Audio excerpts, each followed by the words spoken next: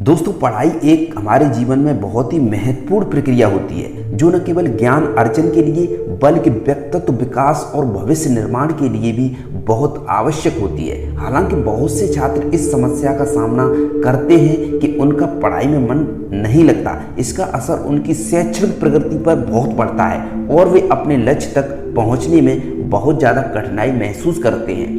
तो इस वीडियो में हम विस्तार से समझेंगे कि पढ़ाई में मन न लगने के क्या कारण हो सकते हैं। तो इससे निपटने के लिए हमें कौन कौन से प्रभावी उपाय अपनाने चाहिए जिससे हमारा पढ़ाई में मन लग सके। तो चलिए शुरू करते हैं। जब हमारा मन इधर उधर की बातों में उलझा रहता है तो पढ़ाई में ध्यान केंद्रित करना बहुत मुश्किल हो जाता है और mobile phone, social media, video game और अन्य बाहरी चीज़ें हमारी एकाग्रता को भंग कर सकती हैं। हर व्यक्ति की सीखने की क्षमता अलग होती है, लेकिन अगर कोई छात्र गलत तरीके से पढ़ाई करता है तो उसे पढ़ाई में रुचि नहीं आती।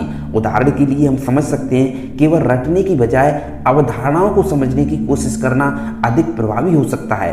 अक्सर माता पिता और शिक्षक बच्चों पर अच्छे अंक लाने का दबाव डालते हैं। इससे पढ़ाई एक बोझ लगने लगती है और छात्र का मन इससे हटने लगता है। अगर किसी छात्र को यह पता ही नहीं है कि वह क्यों पढ़ रहा है और उसका लक्ष्य क्या है तो वह पढ़ाई के प्रति उदासीन हो जाता है। बिना उद्देश्य के भी गई पढ़ाई उबाऊ लगने लगती है।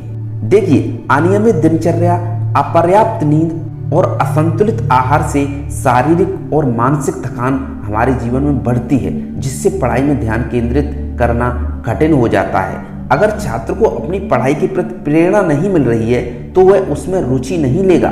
यह प्रेरणा बाहरी माता पिता, शिक्षक और आंतरिक खुद की महत्वाकांक्षा से दोनों से ही हो सकती है।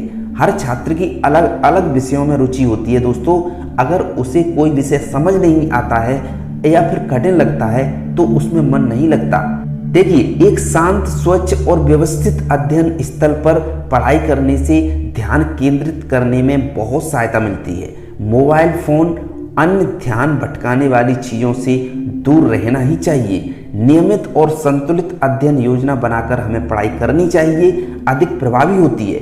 दिन के किस समय कौन सा विषय पढ़ना है यह पहले से तय करने से अध्ययन आसान हो जाता है। बड़े लक्ष्यों के बजाय छोटे छोटे लक्ष्यों को पूरा करने की कोशिश करें। इससे पढ़ाई में रुचि बनी रहती है और आत्मविश्वास बढ़ता है। अगर कोई विषय कठिन लगता है तो उसे आसान बनाने के लिए रोचक तरीकों का इस्तेमाल करना चाहिए, जैसे कि वीडियो लेक्चर देखना, ग्रुप डिस्कशन देखना, माइंड मैप और फ्लैश कार्ड्स का उपयोग करना। संतुलित आहार, नियमित व्यायाम और पर्याप्त नींद लेने से मस्तिष्क की कार्य क्षमता बढ़ती है और पढ़ाई में ध्यान केंद्रित करने में बहुत मदद मिलती है। लगातार पढ़ाई करने से मानसिक थकान हो सकती है, इसलिए पढ़ाई के बीच बीच में छोटे ब्रेक लेना और हल्का फुल्का मनोरंजन करना बहुत जरूरी होता है। खुद को प्रेरित करने के लिए पढ़ाई के फायदे समझना चाहिए और अपने लक्ष्य को याद रखना चाहिए।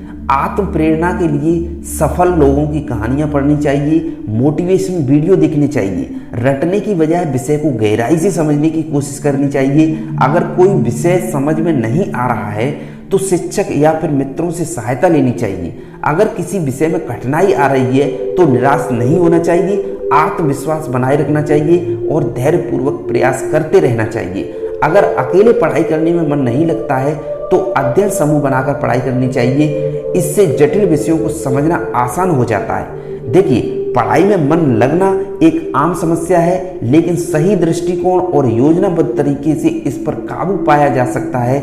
नियमित अध्ययन, स्वस्थ जीवन शैली, रुचिकर विधियों का उपयोग करके और आत्म प्रेरणा के माध्यम से पढ़ाई को अधिक आनंदमय और प्रभावी बनाया जा सकता है।